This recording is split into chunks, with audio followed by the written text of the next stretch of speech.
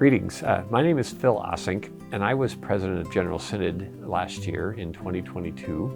And one of the initiatives that came up at General Synod, one of the recommendations, was that every congregation try to commit at least 10% of their resources, whether it's time or finances, to support global missions. I want to encourage you, I'm a huge fan of RCA Global Missions. I think we've done an amazing job. As JP often likes to say, that we lift beyond our weight class on the global scene. But it doesn't have to be something that other people do and you read about. It can be something you can be a part of. The church I most recently was an interim pastor at did a short-term mission trip down to Nicaragua, where we met with Nicole Opgenorth and the CEPAD organization that she's a part of there.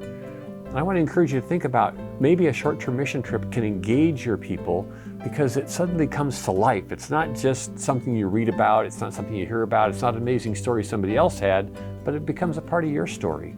And our global mission staff is available to help consult with your church or your mission team, your consistory, your pastor, and begin to get some of these ideas flowing through your church.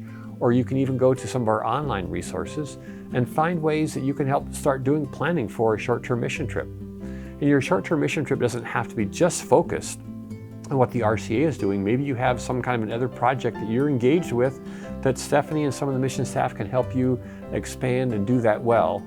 Because it's not just a matter of buying tickets and going somewhere. It really is a spiritual preparation process, and it will enrich the life of your church as your people prepare to engage in mission. So I hope that you'll take seriously this challenge, this invitation that came up at our last General Synod, for 10% of your people, for 10% of your resources, to somehow get invested in mission, because that's one of the things that unites churches and compels churches forward in ways like very else can.